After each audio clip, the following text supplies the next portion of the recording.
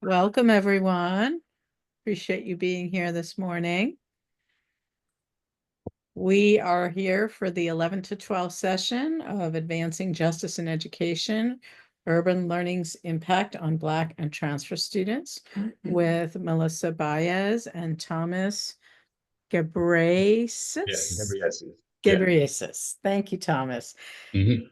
So as we get settled in, I'm going to be turning it over to our presenters, and I'll be sitting in the background and just helping out with tech as needed. So whenever you're ready, presenters, you can go ahead and take it away. All right. Thank you, Ruth. Good morning, everybody. Thank you so much for being here. I'm going to get started with sharing my screen and get the presentation going. So let's go ahead and let's get started. Okay. Can everybody see my screen okay? Yes? Are we good? Okay, perfect. All right, thank you. Okay, well, welcome again. My name is Melissa Baez. And Thomas, did you want to introduce yourself again? Yeah, my name is Thomas Gebreyesus. Just like Melissa, I'm an advisor at CSUF as well for the Center for Careers and Teaching. Yes, yeah. And today we're going to be presenting on advancing justice in education, urban learning's impact on Black and transfer student success. So our urban learning major, it's a brand new major in our College of Education here at Cal State Fullerton. And we're so excited, to share more information about that and how this major really makes a tremendous impact on our Black and transfer student success. So again, this is us. Again, my name is Melissa Baez, and I'm the Urban Learning Academic Advisor, along with an academic advisor in general from our Center for Careers in Teaching. Right. Yeah. And like I said earlier, I'm Thomas Gebreyesus. Like Melissa, I also advise everybody with a focus on transfer students and Black students as well.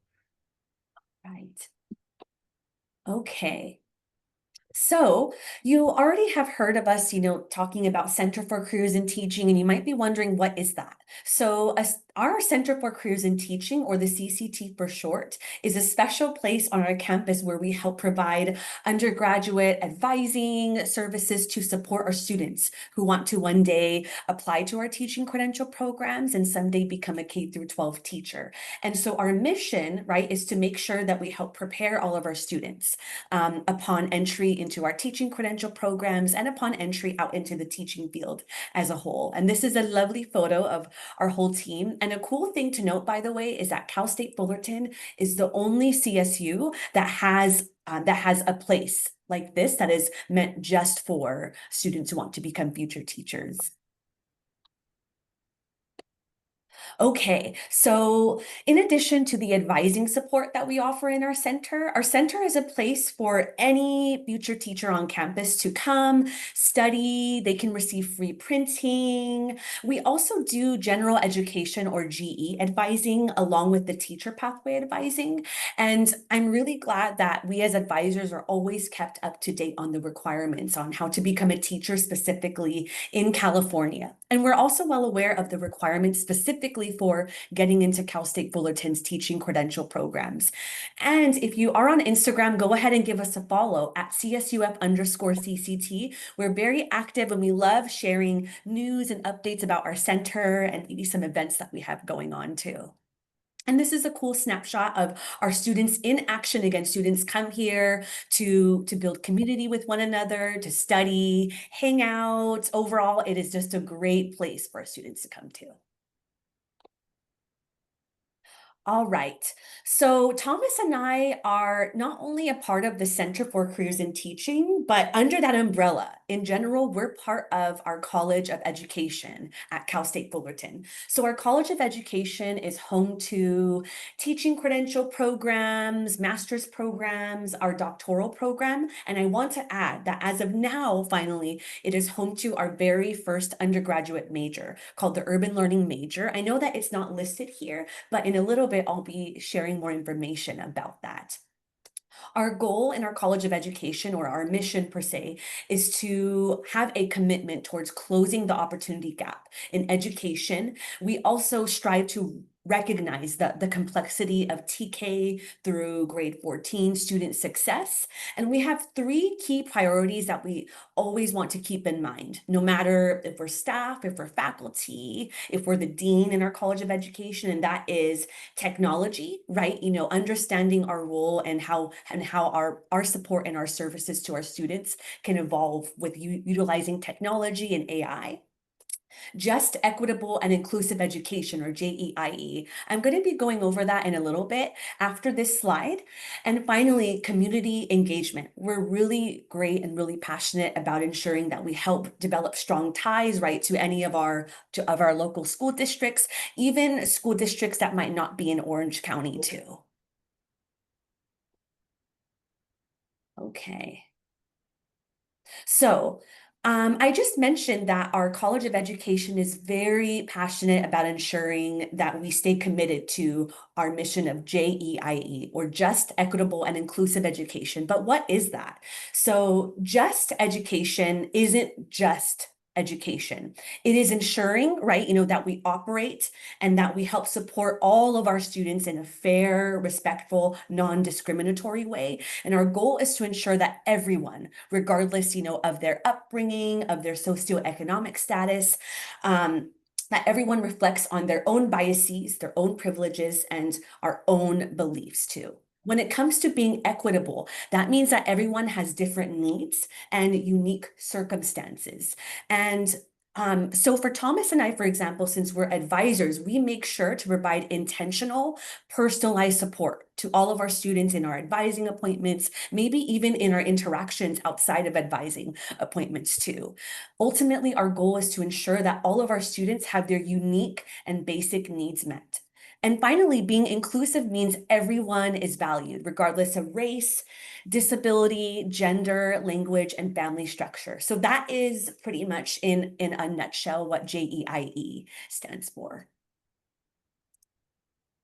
So ultimately, you know, whether you're a student who is in our brand new undergraduate major, if you're a student in our teaching credential program, our master's and doctoral programs, students are expected in our College of Education to demonstrate a commitment to fairness and a belief that all children can learn.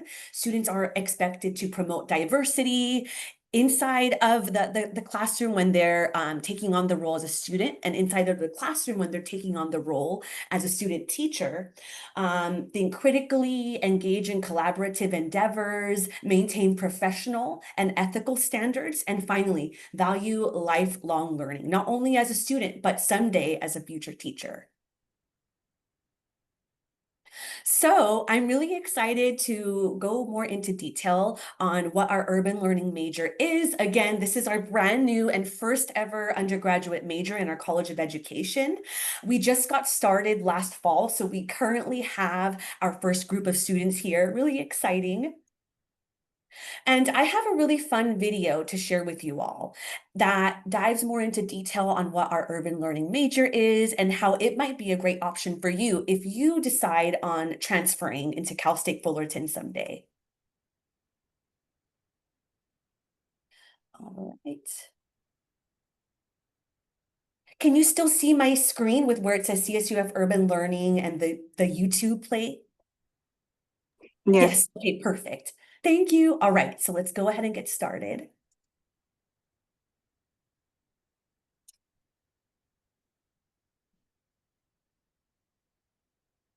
Fullerton's College of Education is offering a brand new undergraduate major open to all incoming freshmen starting the fall of 2024.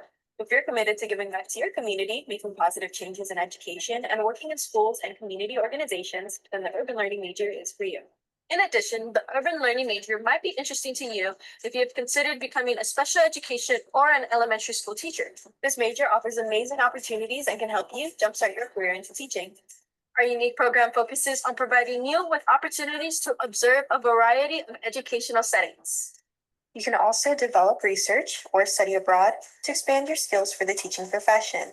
The program will advance your knowledge through hands-on experiences. Through this major, you will create connections with partnering districts, which can lead to priority hiring.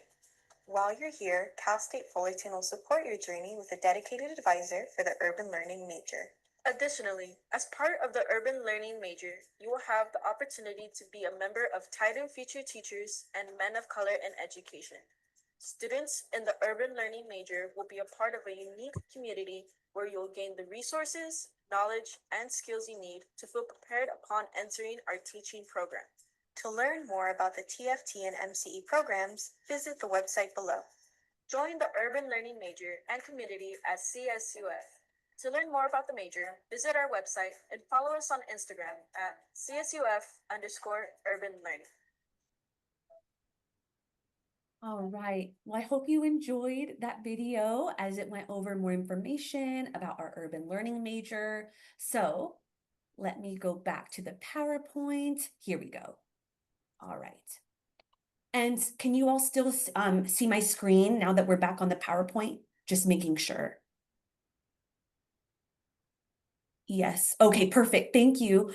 All right. So as the urban learning major, or as that video mentioned, the urban learning major is an undergraduate major for students who are interested in working in school. So for example, if you want to become an elementary or special education teacher, like it says right here, this is a perfect major for you. Now, if for students who want to work in schools, you don't have to just become a teacher. I currently have some students in our group who want to become school counselors or even behavioral technicians at school settings. When it says community organizations, that might mean maybe if you're someone who wants to start up your own nonprofit organization, this will be a great option for you too. So at this time, given that we just began last fall, we're only taking in first-time freshmen, meaning students who graduate from high school and go straight into our university. But exciting news come next fall, which is fall 2026. That's when we're going to start taking in transfer students. So that means, if any of y'all are thinking of transferring next fall into Cal State Fullerton and want to become a teacher, this might be a great major for you too. And if you want to learn more information, this is the link to our website right here. Follow us on Instagram too, where you can receive more fun updates about how our major is growing over the years. And finally, this is my email. I love questions. Please know that you are never a bother. I'm more than happy to schedule Zoom meetings with you, or you can feel free to even visit me on campus and I'll be happy to answer more of your questions. So why is it called urban learning? So the word urban means areas near big cities. So think Los Angeles, think Orange County, for example. And essentially, the urban learning major primarily concentrates on schools and communities within urban environments. So over the years, what we've noticed is that our students who graduate from our teaching credential programs end up working in schools or school districts within urban communities. And so given that trend, we want to make sure that we better prepare our students for any urban related issues that they may experience as teachers, or maybe as folks who will be working within school settings. So that is why we named our major urban learning. So these are a few of the many classes that you'll be taking specifically in the urban learning major. So pretty much all of our classes in the major embed JEIE. Remember, just equitable and inclusive education. So a few examples. One class that we currently are having our students taking is called critical race theory. And this is how we learn about how race, gender, class, sexuality, and more shape the law, using critical race theory to uncover inequality built into legal systems. Now, this is very much apparent for, when you work in school settings too, since there's absolutely inequality that you can notice in school settings. And we also have another class right here that is dedicated to just equitable and inclusive classrooms. So you'll be able to learn strategies to create fair, inclusive classrooms for all students. And this is a really cool class too, because at the end of the semester, you'll end with the final project that will be shared at a symposium. So really, really neat. And if you want to learn more information about our classes, here's a QR code that you can scan, and it will take you directly to our catalog, in which you can click on all of the classes that you would be taking in our major and learn more about them. And finally, this is my contact information again. My name is Melissa, and this is my email address. Please, I love emails. Please feel free to email me any questions you have. This is the link to our Urban Learning website, our Instagram handle. And if you want to stay up to date on our program's news and updates, you can feel free to scan this QR code and it'll take you directly to our Urban Learning Major Interest Form that you can sign. And this is the way that we'll be able to keep in touch as well. All right, so now I'm going to hand it off to my colleague Thomas to move through with the rest of today's PowerPoint. Cool. Thank you, Melissa. So for me, I just want to be able to connect my experiences and my ideas of or my values in education to urban learning. And so I want to start with why representation matters. I think it's more than just a buzzword or just an ideal. It's the way it's actually realized in the classroom that actually matters, right? So start off, I think it's important to understand Black and Brown educators consistently. They're able to create classrooms where students feel comfortable, where they feel like they can be themselves, and where they don't feel like they need to shy away from any of their experiences that they've had in their life, right? A big thing is also looking at it from a strength-based perspective, right? It's one of the things I've learned doing a little bit of research. And for me, the way that looks is, for example, I substitute taught in Long Beach for about 3 years. One of the students who I taught over the course of those 3 years, consistently, no teacher could seem like they could get through to them.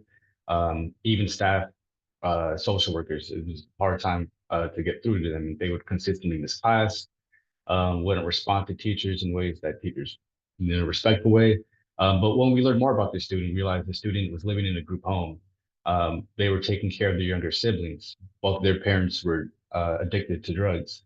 And a student like that, who also was coming back to school when they were leaving and ditching, you can see some of the strengths there, right? They're an empathetic person. They're having to take care of their younger siblings, right? They do understand responsibility.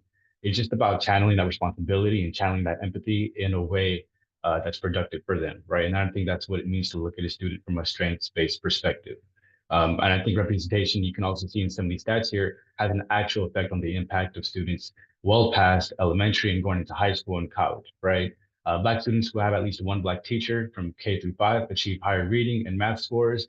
They're also 13% more likely to graduate from high school and 19% more likely to go to college, right? I think it's simple. Well, it's not simple. There's several factors, but it's seeing yourself in the curriculum, seeing yourself in the content, and not just in a way that's superficial and just for using, implementing them in a way where they're not necessarily in the content.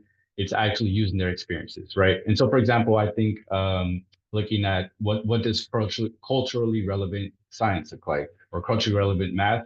One example I've seen is a teacher who gave students assignment and said it costs $1.50 each way to ride the bus between home and work, and a weekly pass is $16.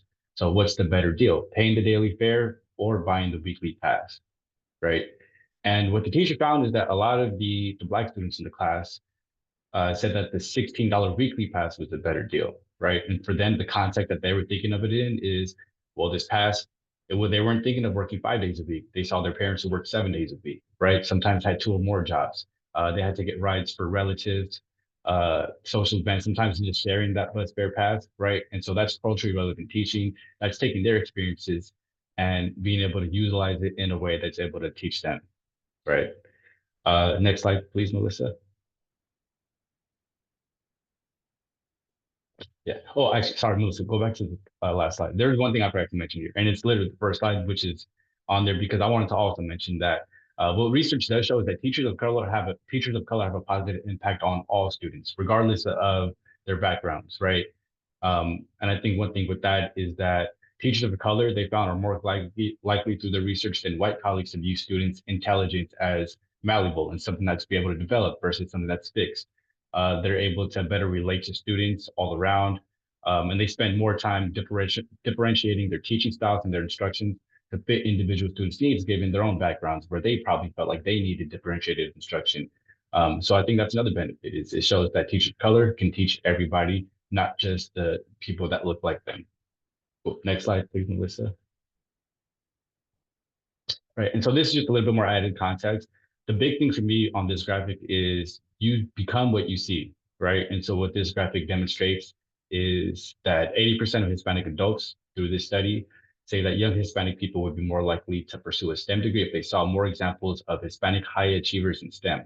That includes 50% who say would help a lot, and another 31% who say would help a little, right? So for me, connecting this to my experiences, I've had the privilege to substitute teach all over South LA and also all parts of Long Beach. And what I see students strive to is whoever is successful in their community, right? The people in their community who have financial freedom, who are able to do whatever they want, that's who they model themselves after, right? And so if you're in a community where, let's say, the school you go to has teachers who look like you, right, who teach STEM, and you see that this is a viable pathway, someone that looks like you doing a certain thing, that's something you can strive for. I've also taught in communities where they look right outside the door in South Central and they see certain things that, or certain people are successful in ways that are not, let's say, conventional, and maybe not ways that you would want that student to go down that path, right? And so you become what you see. And so if we see more people teaching, and from there going to different areas of academia or whatever it might be, students will more likely see themselves in that and will be more confident in pursuing that. Next slide, Melissa, please. All right, and so just a little bit more context. So this is the percentage distribution of teachers by race and ethnicity going back to the 2017-18 school year. What you'll see here is 80% nearly of all teachers in America are white. Now, without even knowing the exact numbers, we know that this isn't the makeup of America, right? And from that 79%, I want to say about 62-ish% are white women, right? So that skews the demographic even more towards the majority. So next slide, please, Melissa. All right, so this just gives a better breakdown of what the actual, what it looks like across different groups. And so what you'll see is it doesn't matter if the school is majority white, majority Hispanic, or majority Black, majority Asian. What you'll see is the teacher, and that when I say majority, I'm talking in terms of the student body. No matter what the student body composition looks like in America, the majority demographic of teachers is white, right? And so what this means that in our schools, where we have majority Black and brown students, they're not getting the sort of, again, the culturally affirming education that we spoke of, that we talked about, the relatability. A lot of them aren't having those experiences, right? Another benefit of having a teacher of color, from what I've seen in the research, is those teachers are more likely to hold into higher expectations and academic standards. There was a study that Rutgers did where they found that teachers, or white teachers, were more apt to give praise and be less critical of a poorly written essay if they thought that essay was written by a student of color, right? If they came across an essay that was poorly written that they believed to come from a white student, they were a lot more critical, right? And that just comes down to the standards they hold for each group and what they see that they can achieve. And I think that's another, again, huge benefit of having teachers of color in the classroom is not demanding less or seeing less in your students, but seeing a lot more, holding them to that standard, and then helping them along the way to make sure that they get to that point. Next slide, please, Melissa. And so now connecting this to urban learning, and I think what it can facilitate. The great thing to me about urban learning is it will prepare educators to teach in communities where Black and Latino students live, right? So some of the courses that Melissa mentioned, like critical race theory or structural and institutional biases in education, right? Those give future teachers, educators, the context and the history that's necessary for them to just fully understand barriers that some of the students face, right? Like some that I talked about where their parents were not necessarily in their lives or they had to take care of their younger sibling, right? So for example, in one of those courses, you might learn that, let's say public school funding comes from property taxes, right? Which means that wealthier neighborhoods are usually funded better than schools in poorer areas, right? And I can vouch for that from my experience. I think one of the benefits of being a substitute teacher, like I was across Long Beach, is you get a little bit of everything, right? And so what I was able to see is schools in certain parts of Long Beach had brand new gyms, brand new textbooks. They had all new tech. And I would sub the next day at a school no more than 15, 20 minutes away. And that school would not have half of what the school had where I was at the day before just had, right? And so you're talking about two completely different playing fields, and understanding that context as an educator is huge. And that's some of what urban learning would get to you, right? Another thing is you learn about maybe the discrepancy in disciplinary actions or referrals among students.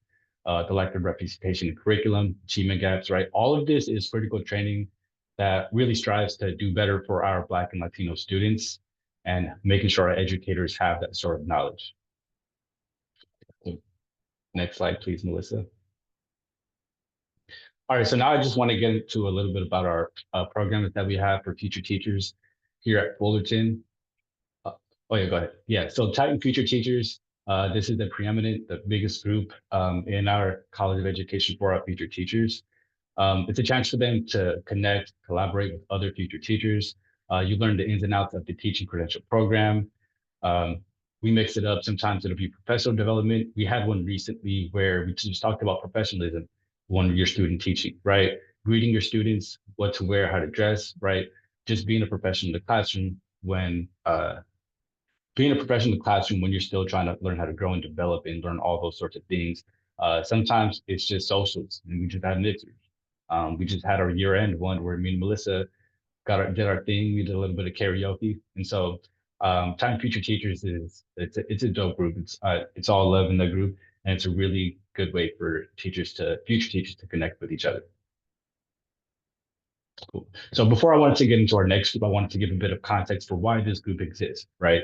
So some more stats. Sorry if y'all are tired of numbers, but just to give a broader idea of the issue at hand and what the landscape in education is. So this is the racial and ethnic distribution of public school students in 2023-24 school year, right?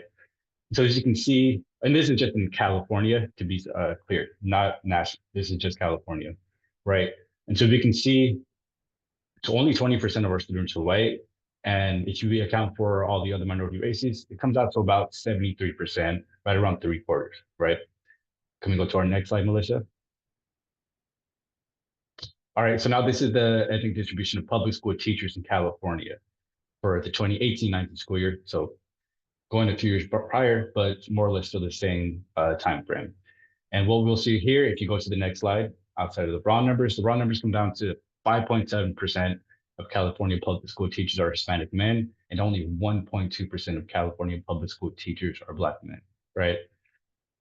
You don't need to have gone to a bunch of schools or need to have done a bunch of research to realize that these numbers are not necessarily representative of what our student body demographic looks like, which is why we have this next group. Go to the next slide, Melissa, thank you. Men of color in education, right? So this is a group for Black and Latino males who are interested in becoming educators. So similar to Time Future Teachers, it's a mix of sometimes there's social, sometimes there's workshops that are culturally relevant to the teaching experience. One of my favorite ones that we did last month was we had the counseling and psychological services come by, and they just talked to some of the guys about some of the struggles that they go through, just in the general sense, and then specific to being in education. It was pretty eye-opening for me, just as an observer, and also just as someone who is an educator themselves. I think it's a really good group that does a lot of good work, and it's still growing. It's growing, and we're doing a lot to try to, there's a lot of Black and Latino men who don't realize that they have what it takes to be solid, sound educators, that they grew up in communities that are collective, that maybe they grew up in communities where they didn't have many resources and a bunch of other things that they don't understand make them sound educators, right? Another thing I love about this group and why I think we need more Black and Latino men in education is whenever I talk to students, I try to ask them or try to get them to think of the first time they saw a Black or Latino male on campus, right? And when they think about it, at least for me and my friends, the first time I saw a black man on campus was in high school, and he was the campus aide, right? It was the guy telling me to take my hat off, telling me to take my headphones off, telling me to get to class, right? And so your association now is the Black and Latino men. They're here to discipline me, tell me where to go, to try to wrangle me in, and the white people are here to educate me, right? And so we're trying to flip that script and get students to think of themselves as educators, Black and Latino students, right? And this is part of why you don't see so many going into education, is if that's your relationship, is people that look like you were there to discipline you, then you don't see yourself as an educator. So I think that's one of the huge benefits of this group, and I love it a lot. Next slide, please, Melissa. And our other group is Project Propel. There's a huge need for bilingual teachers in California, and this is a group that supports just them, right?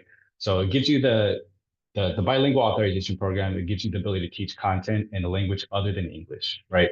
So it doesn't mean ESL, you don't need to be the most proficient in that second language, but it just gives you an authorization to teach students whose first language might be that language, right? So it's easily also added onto your initial credential. It's not like you have to go through the credential program and then do a whole of the year. It's, I want to say, a couple of courses and then a test in that language to assess proficiency, and then you'd have your bilingual authorization, and then some fieldwork hours associated with it. But that's all stuff that you get into once you're actually in the credential program. But for the group itself, Project Propel, again, it's an initiative. It supports future bilingual educators. Another academic advisor of ours, Ruben Romero, he runs that and he does a really good job of having chats with them, talking about what that pathway looks like as a bilingual teacher, and then helping them prepare for tests, things like that. And so he does a lot of good things too to bring a community community sense to bilingual teachers and give them everything they need to succeed and help other bilingual students in the future. Next slide. Cool, yeah, just to wrap it up again, you have both of our info here. As Melissa told you, she loves emails. She will get you fast. I will too. I'm a little new, so I'm still learning a lot of things. Sometimes it might take me a little bit longer, but I'll get back to you. So yeah, you can see, as you see my email up there, Gebreyesus at Fullerton.edu. You can also follow us on Instagram at CSUF_CCT. But that's what I have. Thank you guys. All right. Thank you so much, Thomas. And that brings us to our question and answer segment. And while I stop sharing my screen, there is a little reflection survey that I would love for you all to complete. I just dropped it in the chat too, but please click the link in there. And after completing that survey, you'll be entered into an opportunity drawing. So really, really fun stuff. So in the meantime, does anybody have any questions for myself or for Thomas? And you can also type it in the chat too, if you feel more comfortable doing so. You should ask about how awesome the Arboretum Botanical Garden we have here is. And as long as they know that we have that thing. Good. Do you guys work with the Black Student Achievement Program? Yeah, and so the Black Student Achievement, so like I said, I'm kind of new, and so I'm still learning about areas where I can collaborate both at Fullerton and then with other community colleges. But that's something I'm for sure going to be doing the next few months is collaborating with them. But there is a lot of support. There is a designated center for Black student success. We have academic advisors just for Black students across all sorts of schools and colleges. So there's definitely that support here in Fullerton. Okay, cool. Yeah, no problem. That's what I'm interested in. Oh, okay. What was your intended major? Did you say what was my major? Yeah, I major in child development and sociology. perfect. I already received my BA in child development. I went back to Congratulations. Thank you. I went back to Cal State Bakersfield to finish my BA in sociology. So I only have about like 1 or 2 classes left. Cool. Yeah, hope you transition over here to Fullerton and we can help you out and get to the finish line. Oh, okay, cool. Now I'm about to look that up. Oh yeah, yeah. Yeah, so I can be completely honest. I think like we all had our ideas of Orange County or even what Fullerton looks like, and I had the same sort of apprehension, right? But I think coming here, it's different. Like the Black Faculty and Staff Association, when I saw how they were, I knew that the students would have that same sort of support from top down. So I think they're really making a big push to support Black students, and so I felt comfortable coming here, and it's been working out so far. And I think it'd work out for you. Okay, thank you. I'm about to check it out. Oh yeah, for sure. Yeah, and you can always ask me or email me if you're trying to figure out what kind of events or spaces they got, and I'll get back to you and let you know what's up over here. Okay, I missed the email slide Oh, okay. of your email. Actually, I'll just drop it in the chat. It's a lot easier that way. Okay. Oh, yeah. Yeah, that's right. We can do that too. Okay, thank you. Yeah. We're going to put in the chat. It's the Baez Urban Learning Academic Advisor. And then Emily Baez, Fullerton.edu. All right, I just put my email in the chat, and then Thomas, yeah, there we go. Yay. Oh, we just got, yay, we got a question in the chat. Can you recommend any resources for new substitute teachers in urban schools? My daughter just started subbing in LBUSD and is really struggling. She's not a credentialed teacher, but had some ed courses in her BA program. Thank you. Thomas, especially since you had like firsthand experience with being a sub, do you think that you might have some advice for this mom? Yeah. And so to be honest, for me, it wasn't necessarily like outside or external resources that helped me develop as a sub.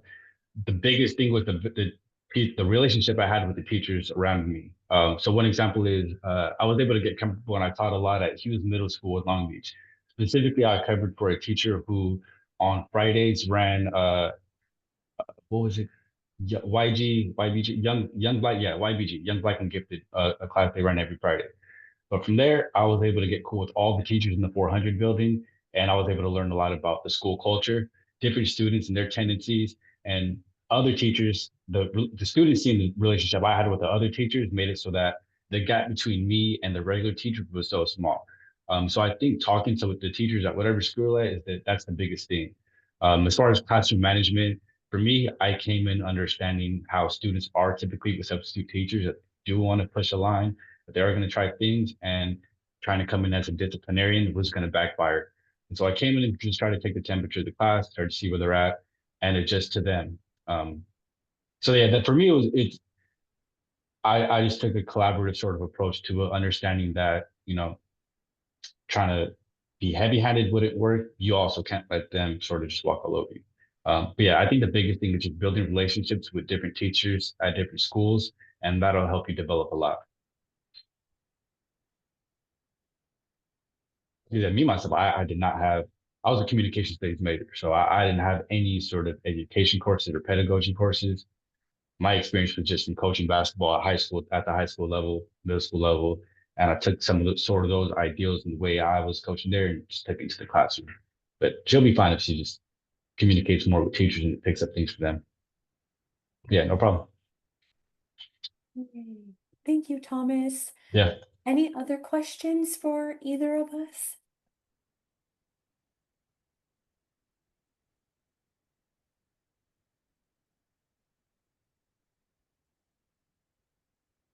We have a bit more time together, so please don't be shy. Feel free to let us know, or you can also email us too if maybe some questions might not pop up right now, but maybe they might pop up later on too. Also, we will give like general advice on pathways or things related to teaching. You can also just drop that. It doesn't have to be a Fullerton specific sort of thing. We're just here to help y'all out generally. Yeah.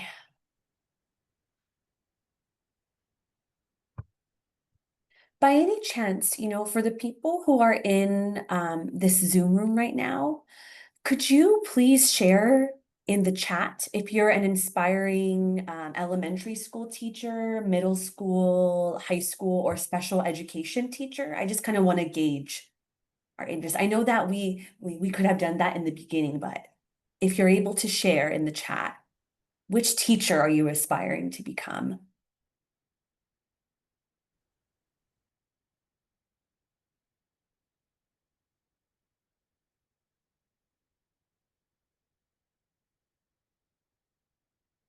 And it's all right if you might not know too, or if you're still thinking about, which route you want to take. But just know that Thomas and myself, I am already an assistant teacher. My field is early education. Oh, great. Great. Really glad to hear about that too. And really glad to hear that you're getting that experience in already too. But as I was gonna, mention too, Thomas and I are both advisors. So, if you have questions or are not sure which route of teaching you want to take, you can feel free to reach out to us and we can schedule a time to meet and just lay out the different pathways and lay out the steps that you would need to take to become an elementary school teacher someday or a special education teacher too.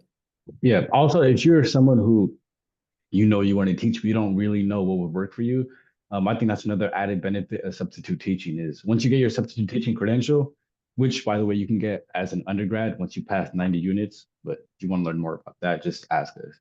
But yeah, once you do start substitute teaching, You'll be able to see different classroom cultures, different norms. You'll be able to work across all different age groups and all different communities. And all those will kind of narrow things down for you. And you'll be able to figure out what age group you like working with, which ones you don't, what subjects you like teaching, which ones you don't. And I think that will give you kind of just a better idea of your future in education. Right. Do you do any recruiting or have programs in prisons? Ooh, great question. So currently, I can't think of any programs at the top of my head that our College of Education or our Center for Careers and Teaching might offer, And but so there's, yeah, there is. yeah, Ooh. there's something called Project Rebound, which I know that just because I've seen them in the library, they do have a space for anyone who has been in jail, who's been incarcerated to Mhm. kind of help them down that pathway, of course, because things are different for them relating to, I don't know, financial aid. And Mhm. there might be other sort of like barriers that they might face. And so Project Rebound, definitely they help students with that.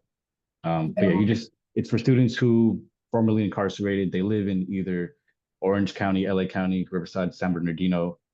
Um, and you just need to be enrolled in at least 6 units. And there's a separate application you need to submit with them. But yeah, it's Project Rebound is who I would look that up for sure. Really, yeah, got your uncle connected with them. Yeah, cool. Yeah, they do real good work. What I've seen. Yeah, wow, that is really neat to know. Thank you so much, Thomas. Yeah. Yeah, really awesome questions. Any other questions that you might have, maybe teaching related or maybe even Cal State Fullerton related, if this is where you see yourself going to eventually?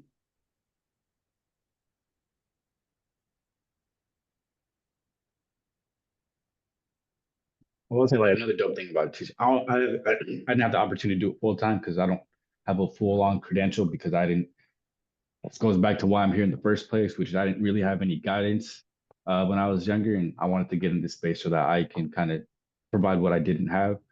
Um, but yeah, I think that's another benefit is just once you get into this space, you'll figure out what you like about education and what you don't. And teaching, you might say after 5, 10 years is, I like this, but I want to be able to affect change on a broader scale. And then from there, you're able to kind of go into different parts of academia or get your master's degree, maybe do something like what me and Melissa are doing or whatever you want to do. So yeah, education can go in a lot of ways. I think teaching will open up a lot of doors for you and open your eyes into what you really want to do and what kind of impact you can make. Yeah. Ooh, do you do outreach in local high schools or even middle schools? Yes, we do. So, if I can share for a little bit too. So, given that our urban learning major is brand new, I've been going out to local high schools in Orange County and even in LA County too. And I've also been to a few middle schools in LA County to promote our urban learning major.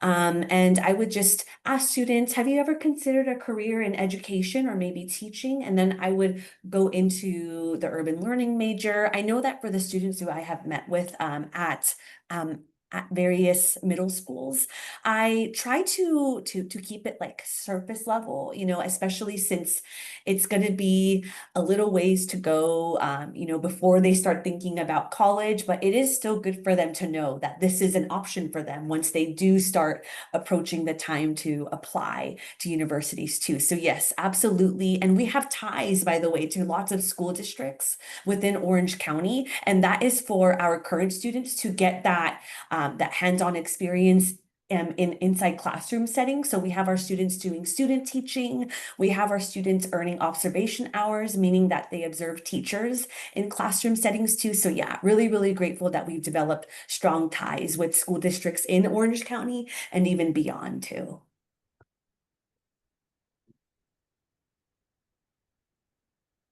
Yeah, me personally, I'm still new, so I haven't done as much outreach as Melissa herself. But that's something I do look forward to in a month or 2 or 3 is being able to just do a lot more out. Teaching is a job that a lot of students, it's their fallback plan. And for even more students, students of color, they don't really know that they can be that. They have misperceptions about it being a low paying job or that being a job only for women, or they just don't think they have the aptitude to do it and they need to have some sort of mastery of something. And so for me, I think catching those students early, letting them know that they are viable students, that someone that looks like them can get into those schools, can get those positions and make a living wage. that's a big thing. And so being able to catch them early by recruiting, doing that sort of outreach at high schools, middle schools, I think that's something I'm for sure looking forward to next few months. Interested students could start future teacher clubs at their schools. Yes, Yeah. yes, absolutely. That is amazing too. And I think that some of the high schools that I visited, they already did have, future teachers clubs too. Really happy to see that. And I'm glad that also continues on here at our university. I know that Thomas had shared about our Men of Color in Education, Titan Future Teachers. We also didn't share this program yet, but we have something called SCTA, which is Student California Teachers Association. So it's the student version of our California State Teachers Union. And essentially, this is an opportunity for our current students to take on leadership roles. They'll be able to develop professionally, go and attend conferences, and just really stand up, for their unique needs, and also share, the needs that they foresee that they'll have once they go into the field of teaching too. So really, really great opportunities for students to be able to continue their involvement in clubs and in programs here too. Yeah, awesome. Yeah, these are great questions. Any other questions for us? I know that we're slowly approaching the end time too.